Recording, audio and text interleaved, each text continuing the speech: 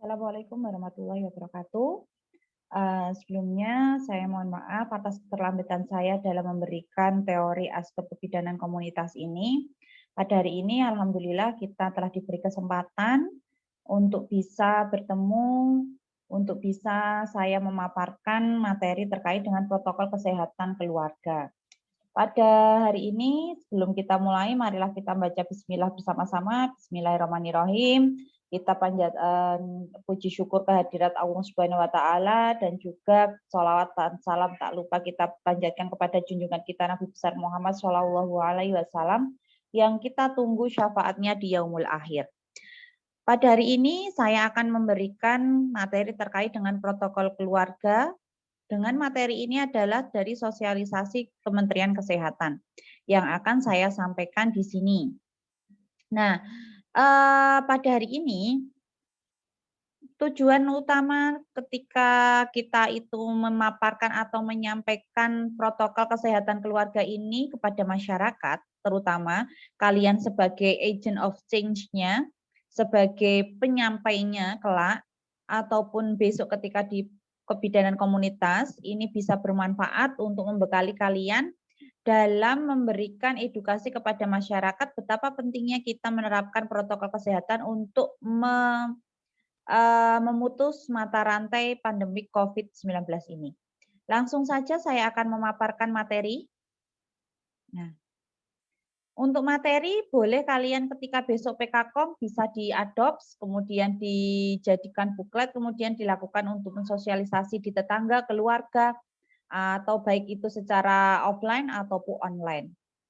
Nah, protokol kesehatan keluarga ini adalah salah satu protokol yang dikeluarkan oleh Kementerian Kesehatan.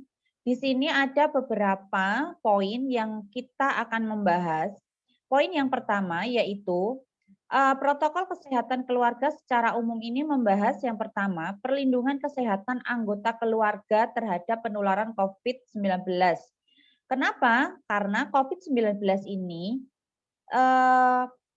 menular melalui beberapa cara. Yang pertama yaitu melalui tetesan cairan yang berasal dari batu atau bersin, kemudian menyentuh permukaan benda yang terkontaminasi virus COVID-19, kemudian yang ketiga yaitu melalui airborne atau udara, terutama pada ruang yang tertutup atau ventilasi yang buruk. Sehingga pada perkantoran-perkantoran itu kemarin pernah terjadi klaster di perkantoran karena salah satunya itu adalah ventilasi yang buruk dan di situ menggunakan AC sehingga sirkulasi udaranya tidak ada. Kalau AC itu kan hanya ada sirkulasi udara dari dalam terus diputer.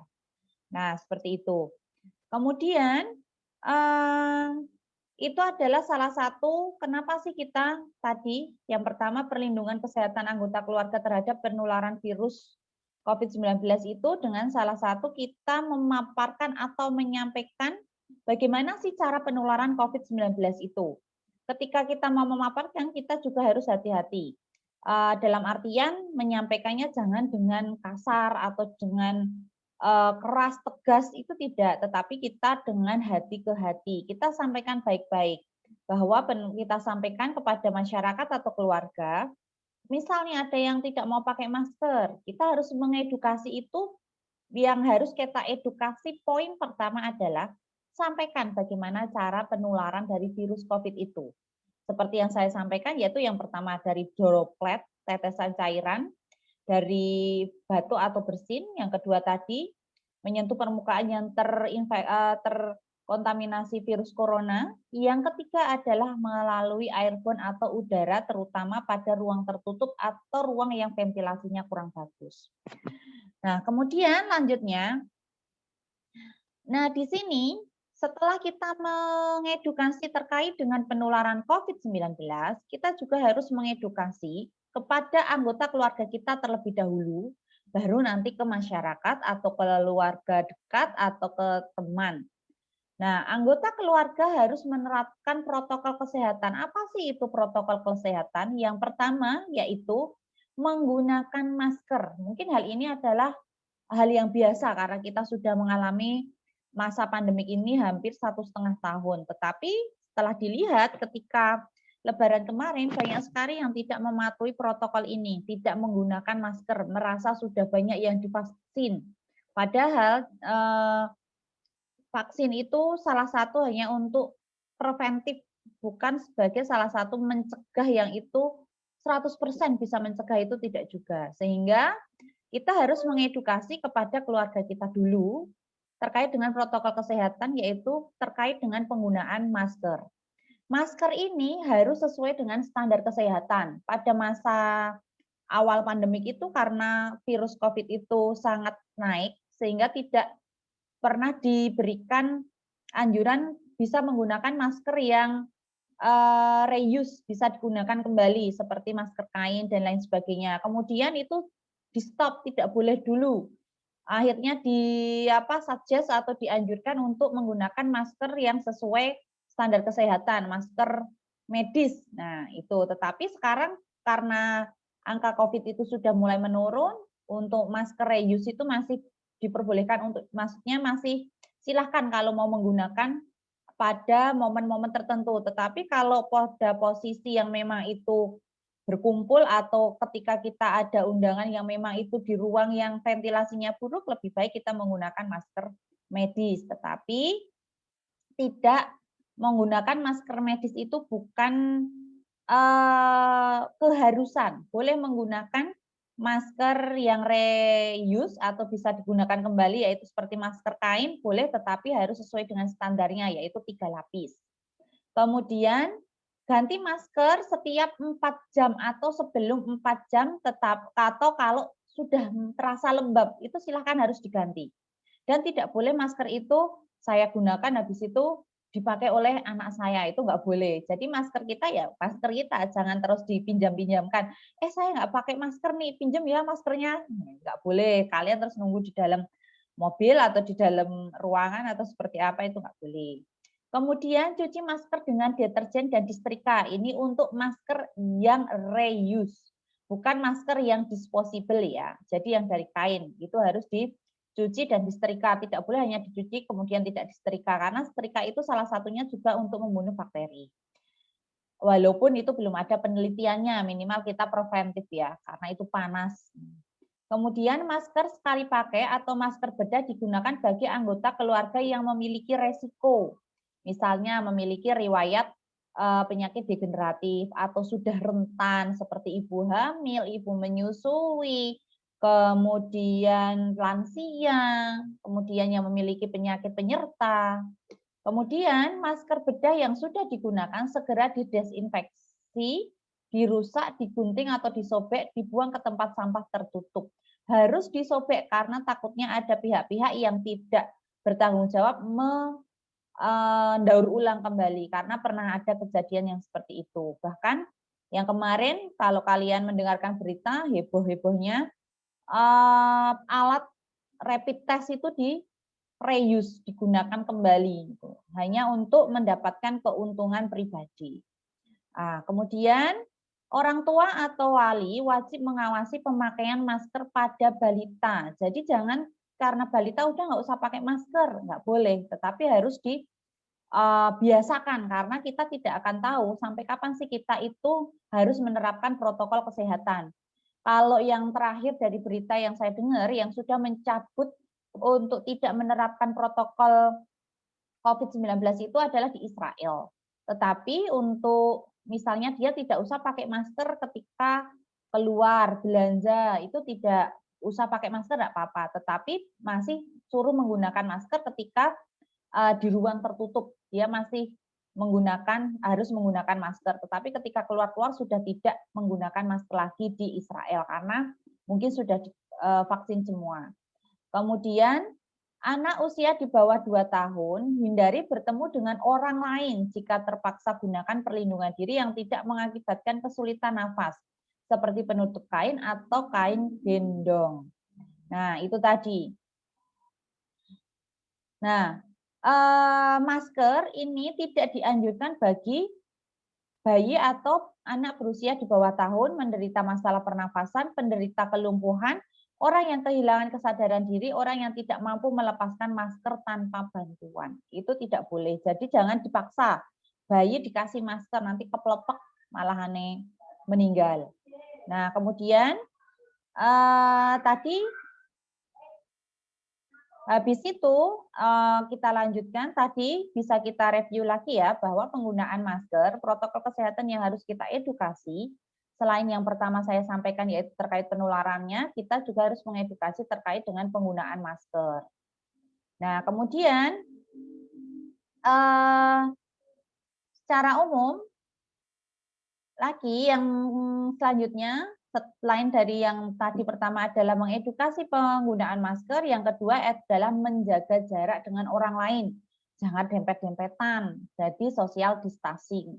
Kemudian cuci tangan dengan menggunakan sabun dan air mengalir minimal 20-30 detik atau gunakan hand sanitizer. Ini dulu ketika kalian semester 1 di KDPK sudah pernah diberikan pelajaran terkait dengan cara mencuci tangan.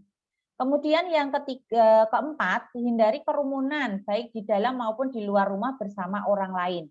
Yang kelima, tingkatkan daya tahan tubuh dengan menerapkan perilaku hidup bersih dan sehat, yaitu konsumsi gizi seimbang, olahraga fisik minimal 30 menit sehari, istirahat cukup 6-8 jam, kelola stres, gunakan jamban yang bersih dan sehat, kalau bisa hindari menggunakan jamban umum. Kemudian mandi dan bersihkan diri minimal 2 kali sehari dan setelah berpergian. Yang terakhir, ganti pakaian sebelum kontak dengan keluarga di rumah. Jadi ketika habis di kampus misalnya, ketika pulang kos langsung mandi, ganti baju yang sudah tadi yang sudah dipakai jangan dipakai lagi, segera dicuci. Jangan seperti dulu ketika sebelum pandemik, mungkin ada yang punya pengalaman ini besok dipakai lagi. Jadi habis kuliah cuma misalnya 1 atau 2 mata kuliah, kemudian balik ke kos, habis itu dicantel atau digantungkan, kemudian dipakai lagi hari berikutnya. Itu sekarang tidak boleh. Jadi ketika kita sudah keluar rumah, pakaian yang sudah kita pakai sebaiknya kita mandi atau minimal kita ganti, kita cuci tangan, cuci kaki, cuci muka, dan pakaian sudah kita pakai segera dicuci. Kemudian secara lagi tadi yang keenam, batasi diri berinteraksi atau kontak dengan orang lain. Kurangi transaksi dengan uang fisik ketika menerima paket, segera semprot disinfektan. Kemudian jangan ada yang merokok di dalam rumah. Jika sakit terapkan etika batuk dan bersin. Jika berlanjut segera hubungi dokter atau tenaga kesehatan. Maksudnya etika batuk dan bersin yaitu batuk dan bersin ditutup dengan lengan ini. Lengan. Dengan baju kita misalnya tidak menggunakan lengan panjang berarti di bagian yang baju lengan intinya seperti itu ditutup di situ. Kemudian perawat anggota keluarga yang rentan harus menerapkan protokol kesehatan. Jadi apabila kita seorang bidan, kita sudah berada di klinik, kita harus menerapkan protokol kesehatan ketika kita memiliki anggota keluarga yang rentan. Karena apa? Karena kita sebagai seorang tenaga medis terpapar COVID-19 ketika kita bekerja di klinik itu jauh lebih tinggi daripada yang tidak bekerja di klinik.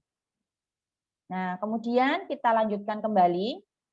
Perlindungan khusus anggota keluarga yang rentan dan beresiko. Tadi kita perlindungan keluarga pada anggota keluarga yang tidak beresiko ya. Nah, sekarang yang beresiko, kalau kita tadi memiliki seorang lansia, ibu hamil, ibu nifas, bayi, balita, dan penyandang disabilitas.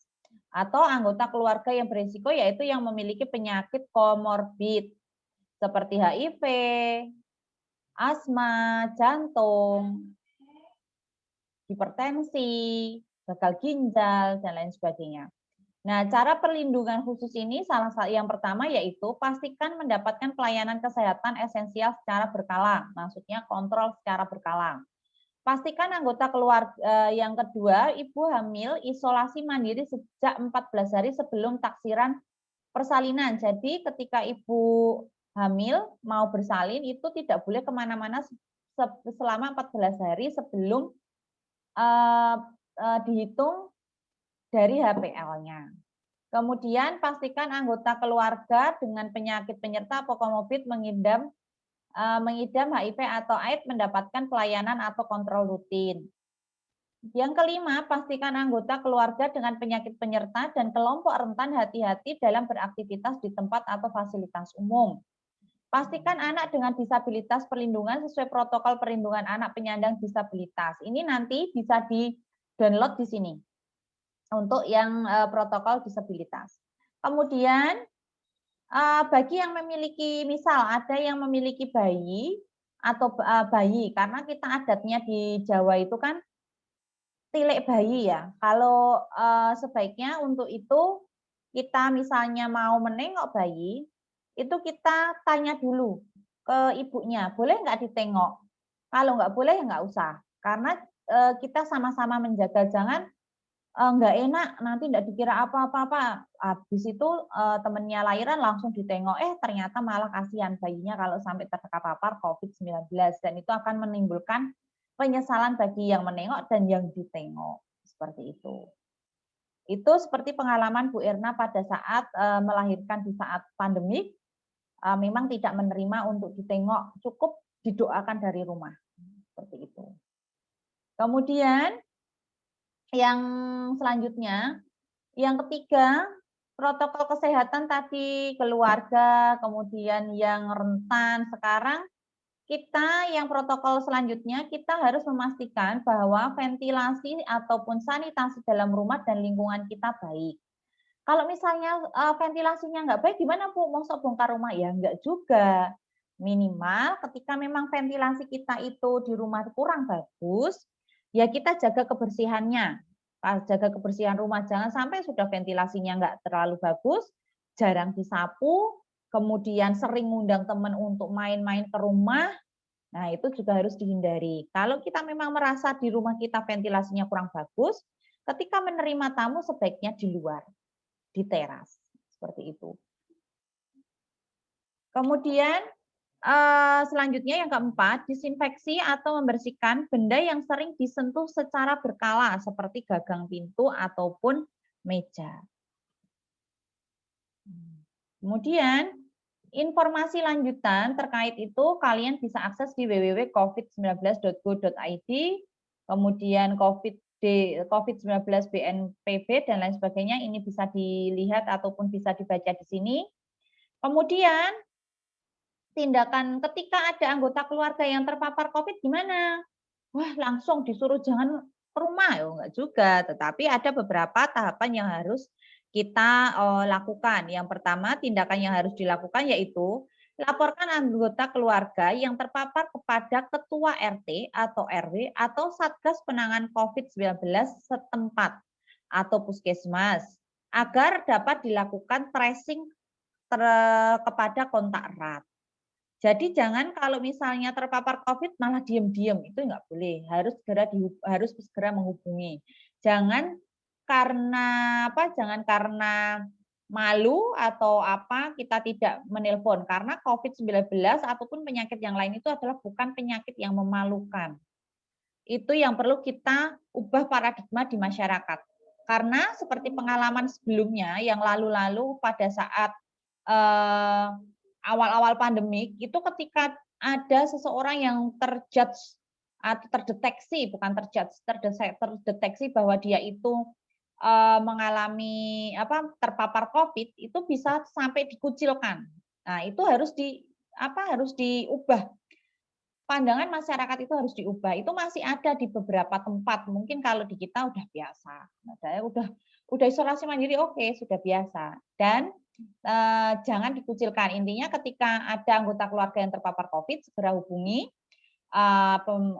perangkat desa terkait ataupun juga puskesmas untuk dilakukan tracing. Tapi sekarang kebijakan yang terbaru, sekarang sepertinya tracing itu hanya untuk anggota yang kontak erat.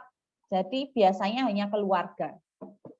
Tidak sampai seperti yang pas awal pandemik sampai tetangga yang ketemu, tetangga yang diboncengkan misalnya itu sampai tracing, sekarang sudah tidak. Kemudian dan tracing itu sampai berapa sih Bu sampai tahapannya sampai berapa yang ketemu? Kalau sebenarnya kalau sesuai dengan aturan di negara maju ya, kita di negara berkembang berbeda. Ini saya sampaikan negara maju dulu. Kalau di negara maju tracing-nya benar-benar sampai akhir tidak ada lagi yang kontak. Misal saya kontak dengan A kontak dengan B kontak dengan C kontak dengan D kontak dengan E. Habis itu E udah nggak kontak-kontak lagi karena sudah dengar bahwa tadi saya terkena COVID-19. Di rumah diem. Nah, sampai itu ketika kita bicara di negara maju. Tetapi kalau di negara Indonesia, itu kalau tracing yang dilakukan pada saat ini hanya misalnya saya terkena COVID nih. A, B, C itu satu keluarga dengan saya tinggal dalam satu rumah. Yang di tracing hanya itu. Seperti itu. Kemudian bahkan sekarang ada yang di beberapa daerah sudah nggak di tracing lagi. Kalau misalnya merasa kontak erat, silakan kalian isolasi mandiri. Kemudian nih kalau di sini kriteria kontak erat itu yang seperti apa? Kontak tatap muka atau berdekatan dalam radius 1 meter dan dalam jangka waktu 15 menit atau lebih. Sentuhan fisik langsung seperti bersalaman, berpegangan tangan, dan lain sebagainya. Perawat yang kontak langsung dengan orang yang terpapar tanpa menggunakan alat perlindungan diri atau APD yang sesuai standar. Maksudnya APD yang sesuai standar itu ya tidak menggunakan hazmat, hanya menggunakan baju kerja saja. Itu berarti dia harus tertracing. Tapi kalau perawat yang sudah menggunakan hazmat, masker, face shield, kemudian sarung tangan, kemudian sepatu boot, itu udah nggak tertracing dia. Kemudian situasi lain yang mengindikasikan adanya kontak berdasarkan penilaian tim Satgas Penanganan COVID-19 tempat. Misal nih, situasi lain yang mengindikasikan adanya kontak berdasarkan penilaian tim Satgas. Misal saya nih di kampung pada saat Ramadan itu ada yang jualan. Nah, saya beli ke sana nih. Ternyata saya COVID. Nah, itu berarti bisa tergantung bahwa itu perlu di tracing enggak di situ. Intinya seperti itu. Kalau enggak ya sudah, enggak. Karena sekarang semua diserahkan kepada pemerintah daerah. Kemudian yang kedua, tadi yang pertama itu lapor ya ke pihak yang berwenang, anggota atau yang puskesmas. Yang kedua, jika ada anggota kita yang terpapar COVID, anggota keluarga yang memenuhi kriteria kontak erat harus melakukan karantina selama 14 hari. Kalau yang terbaru itu 10 hari. 10 hari. Kalau yang terbaru di revisi kelima itu. Tetapi ada beberapa yang masih menggunakan 14 hari untuk antisipasi. Tapi sebenarnya kalau dari aturan yang terbaru itu 10 hari. Kemudian dan tidak wajib melakukan pemeriksaan swab PCR. Pada kontak erat yang mendapatkan hasil negatif setelah pemeriksaan swab PCR, tetap wajib menyelesaikan karantina selama 14 hari. Misal saya kontak erat nih dengan yang terpapar. Ternyata saya pengen swab mandiri, ternyata saya negatif, saya tetap harus karantina. Kemudian apabila selama masa karantina muncul gejala COVID-19, demam, batuk, pilek, sakit tenggorokan, dan sesak nafas, dan ada lagi gejalanya itu tidak bisa membau dan tidak bisa merasakan. Itu yang sering sekarang. Maka segera pemeriksaan diri ke fasilitas pelayanan kesehatan. Karantina mandiri dapat diakhiri jika sudah dinyatakan selesai oleh petugas kesehatan. Jadi, yang pertama tadi ketika ada keluarga yang terpapar COVID, itu kan kita menginformasikan kepada RT, RW, dan puskesmas. Yang kedua kan kita melakukan karantina mandiri jika kita merasa bagi yang kontak erat. Nah, kapan sih itu selesai? Misalnya sudah 14 hari, kita harus lapor, Bu, saya sudah 14 hari. Sehingga karantina saya sudah selesai ya Bu, saya boleh beraktivitas seperti biasa atau gimana? Seperti itu. Kepada puskesmas. Kalau puskesmas ya kita beraktivitas. Kalau bisa, kalau butuh surat, bisa minta ke puskesmas surat bahwa sudah menyelesaikan karantina mandiri. Kemudian yang ketiga, apabila terdapat anggota keluarga bergejala COVID-19, segera periksakan diri ke fasilitas pelayanan kesehatan untuk pemeriksaan swab PCR. Maka orang tersebut harus melakukan isolasi sampai dinyatakan negatif COVID-19. Tapi peraturan yang terbaru sekarang, misal nih ada yang OTG. OTG itu kan orang yang tanpa gejala. Dia positif. Dia disuruh untuk karantina mandiri. Kalau di sini itu disampaikan dinyatakan negatif COVID-19, berarti kan harus PCR ulang ya. Tapi untuk yang terbaru, aturan yang terbaru itu bagi yang sudah bagi OTG itu ternyata terpapar COVID, sudah melakukan isolasi mandiri, itu tidak perlu melakukan swab PCR kembali. Jadi kalau sudah karantina 14 hari ya sudah boleh untuk beraktivitas. Kecuali bagi yang terpapar COVID kemudian kesehatannya menurun. Dia harus dirawat di rumah sakit. Itu memang ada pertama kali di rumah sakit itu di swab, positif kemudian diisolasi. Setelah diisolasi itu nanti diobservasi sampai kesehatannya membaik. Kalau kesehatannya sudah membaik, sudah tidak ada gejala, dia boleh dipulangkan tanpa ada swab ulang. Jika ingin swab ulang itu sudah diserahkan kepada pasien mau swab ulang atau tidak. Kalau tidak mau swab ulang dan ternyata sudah diperbolehkan oleh rumah sakit pulang, boleh pulang. Kemudian yang keempat, apabila terdapat anggota keluarga yang positif COVID-19, maka lakukan isolasi mandiri di rumah sampai dinyatakan selesai oleh petugas kesehatan. Yang kelima, apabila terdapat anggota keluarga yang positif COVID-19 meninggal dunia, maka pemakaman dilakukan sesuai dengan tata laksana protokol COVID-19. Nah, kemudian yang keenam, fasilitas untuk isolasi anggota keluarga yang terpapar sesuai dengan kebijakan pemerintah, yaitu jika memungkinkan anggota keluarga yang terpapar dengan tanpa gejala atau gejala ringan dapat melakukan isolasi mandiri di rumah, apabila tidak dapat dirujuk ke fasilitas khusus yang disediakan oleh pemerintah daerah. Jadi, misal nih, pengen isolasi mandiri, itu kalau memang rumahnya representatif, misal karena sudah dewasa ada 2 lantai. Boleh untuk isolasi mandiri lantai yang atas, yang bawah untuk yang tidak terpapar COVID itu boleh. Tetapi kalau merasa tidak rumahnya itu tidak representatif untuk isolasi mandiri, boleh untuk datang ke fasilitas pemerintah. Sekarang juga disediakan di beberapa daerah. Kayak di Sleman, di Bantul juga ada. Di DIY juga ada di asrama haji. Kemudian bagi anggota keluarga yang bergejala sedang atau berat, maka dibawa ke rumah sakit untuk mendapatkan penanganan lebih lanjut. Prinsip-prinsip isolasi mandiri di rumah bagi anggota keluarga yang terpapar yaitu A. Tempatkan dalam ruang tersendiri.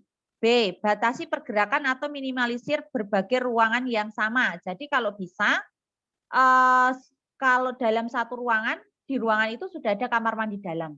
Itu. Kemudian C. Pisahkan alat makan atau alat mandi atau peralatan ibadahnya. D. Dilarang makan bersama dengan anggota keluarga. Jadi memang tidak boleh keluar dari kamar selama 14 hari. E. Terapkan perlindungan pribadi, menggunakan masker, mencuci tangan, pakai sabun dengan air mengalir, mencuci perlengkapan pribadi, dan membersihkan permukaan benda. F. Batasi diri berinteraksi dengan masyarakat sekitar. Kemudian yang ketujuh, saat isolasi mandiri di rumah ada beberapa hal yang perlu diperhatikan. A. Sediakan resep dan obat-obatan selama 2 minggu, makan dan kebutuhan pokok lain. Jadi harus disiapkan dulu. Sekarang mah tidak perlu disiapkan, Gojek bisa. Pak, ditaruh di depan rumah. Seperti itu. B. Maksimalkan penggunaan telepon seluler untuk komunikasi dengan keluarga dan kerabat. Kenapa kita meminimalisir komunikasi? Karena bagi seorang yang terpapar COVID itu yang terserang apabila dia itu OTG, tanpa gejala, biasanya yang terserang adalah psikisnya. Sehingga lebih baik mengurangi menggunakan media sosial atau komunikasi dengan orang lain. Karena kalau ditanya, kamu terpapar COVID ya, itu kadang juga mempengaruhi jiwanya. Jadi kalau ada yang terpapar COVID, temannya atau keluarga atau tetangga, jangan pernah menanyakan, kamu terpapar COVID ya, tetapi dianggap aja dia itu sehat, nggak usah ditanya yang lain-lain. Kalau misalnya ditanya ya cukup yang general atau umum. Gimana, eee, moga-moga tambah sehat ya, atau segera sehat ya, atau lekas sembuh ya, semangat, misalnya seperti itu. Nggak usah terlalu kepo, tanya gimana, gejalanya gimana, terus kamu gimana, itu akan membuat orang yang terpapar itu malah down, karena dia baru proses adaptasi. Tapi kalau yang terpapar itu pengen menceritakan semuanya, ya didengarkan, nggak masalah. Tapi jangan pernah kita yang mengulik atau mengepoin. C. Tetapkan rencana mengerjakan pekerjaan rumah dan pemenuhan kebutuhan dasar keluarga. D. Ketahui cara mengirim makanan untuk anggota keluarga lainnya yang isolasi di luar rumah. E. Jika orang tua yang terpapar mengalami kesulitan dalam mengasuh pada anak, maka dapat menghubungi Dinas PPPA dan Dinas Sosial setempat untuk mendapatkan bantuan pengasuhan alternatif. F. Apabila membutuhkan layanan konseling, segera hubungi layanan keluarga di antaranya Sejiwa nomor 119 X8 UPTD PPA Puspaga. Kemudian yang 8, isolasi atau karantina mandiri dapat diakhiri jika dinyatakan sudah selesai oleh petugas kesehatan. 9, tidak tingkatkan daya tahan tubuh dengan perilaku hidup bersih dan sehat. Nah, ketika beraktivitas di luar rumah, seperti apa protokol yang harus kita laksanakan? Yang pertama, menerapkan protokol kesehatan dengan menggunakan masker sesuai dengan standar kesehatan. Mencuci tangan, pakai sabun dengan air mengalir atau hand sanitizer. Menjaga jarak minimal 1 meter dan menghindari kerumunan. 2, pastikan diri dalam kondisi sehat. Kalau merasa nggak enak badan, jangan pernah keluar. Itu berarti imun kalian baru rendah. Kemudian yang ketiga, ketika sampai di rumah jangan langsung menyentuh barang, jangan menyentuh barang, bersentuhan atau berinteraksi dengan anggota keluarga sebelum membersihkan diri, barang dan mengganti pakaian. Kemudian eh,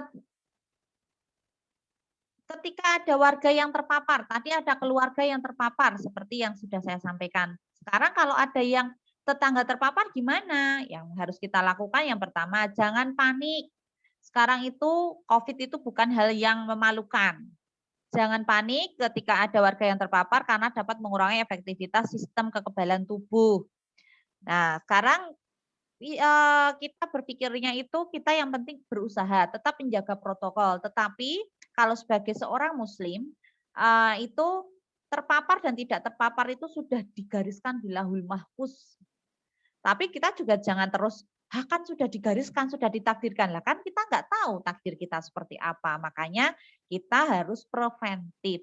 Kalau memang sudah preventif kok ternyata terpapar, ya memang sudah itu takdirnya, seperti itu. Kemudian B, terapkan protokol kesehatan 3M, sekarang kan 5M ya. Memakai masker, mencuci tangan dengan air mengalir atau sabun, dan menjaga jarak.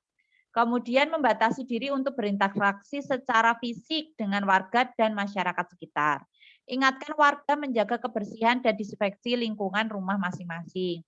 Jangan berikan stigma negatif dan tumbuhkan rasa empati, baik kepada yang terpapar maupun yang sudah sembuh. Jangan ada stigma.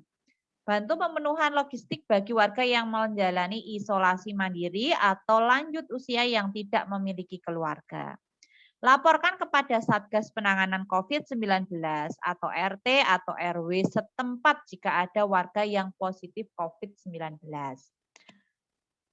Nah, mungkin itu saja yang bisa saya sampaikan. Semoga apa yang saya sampaikan itu bermanfaat. Nah, kalau kita rangkum dari awal, itu ada beberapa protokol yang harus kita lakukan. Protokol keluarga itu di dalamnya ada protokol keluarga, penjaga bagaimana keluarga itu jangan sampai terpapar COVID dengan beberapa langkah. Yang pertama adalah edukasi kepada keluarga, cara penanganan cara penularan COVID itu seperti apa. Yang kedua, terapkan protokol kesehatan dalam keluarga seperti penggunaan masker, kemudian menjaga jarak, mencuci tangan, hindari kerumunan, meningkatkan imunitas. Kemudian membatasi interaksi dengan orang lain, jangan merokok, jika batuk dengan etika batuk dan bersihnya benar. Jika kita seorang tenaga medis, kita harus lebih preventif kepada keluarga apabila ada keluarga yang rentan. Kemudian jika ada keluarga yang rentan ataupun beresiko juga ada cara perlindungan, yaitu salah satunya tadi kontrol kesehatan, kemudian hati-hati, tingkatkan imunitas bagi ibu hamil jika akan sudah mau mendekati proses persalinan, karantina dulu 14 hari, jangan keluar-keluar, jangan malah main ke mall, maksudnya keluar-keluar itu jangan terus rekreasi, jangan terus mendatangi kerumunan, mengantisipasi agar ketika lahir dia dalam kondisi yang fit dan tidak terpapar COVID-19. Bagi yang memiliki bayi, silahkan harus memiliki harus memiliki pendirian. Kalau memang memiliki bayi nggak mau ditengok, bilang jangan ditengok. Walaupun itu kalau misalnya mau menengok besok setelah bayinya besar nggak masalah. Itu harus kita sampaikan kepada keluarga. Mau dibilang A, B, C, kalian punya pribadi masing-masing. Jangan kita itu hidup dengan penilaian orang lain, tetapi jadilah kalian itu diri sendiri yang baik. Jangan seperti ingin menyontoh A, B, C, D. Kalian itu ya diri kalian. Kalian memiliki pemikiran sendiri, kalian memiliki keputusan sendiri, dan kalian juga harus menjadi person yang baik. Intinya seperti itu. Kemudian selain tadi kita juga harus terkait dengan tindakan yang harus dilakukan jika kita itu ada keluarga yang terpapar COVID itu seperti apa, dan juga kita tadi juga sudah belajar bagaimana jika masyarakat kita ada yang terpapar COVID. Seperti itu. Mungkin itu saja yang saya sampaikan. Jika ada yang ingin ditanyakan, kita bisa diskusi ke ke e-learning.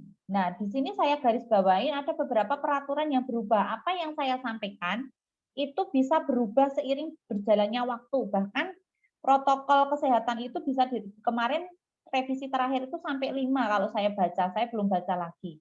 Yang terakhir itu jika ada yang isolasi, misalnya OTG OTG dia sudah positif COVID, dia harus melakukan PCR 1 kali, kemudian karantina 14 hari setelah dilakukannya swab PCR itu, setelah karantina 14 hari tidak diharuskan untuk melakukan swab ulang.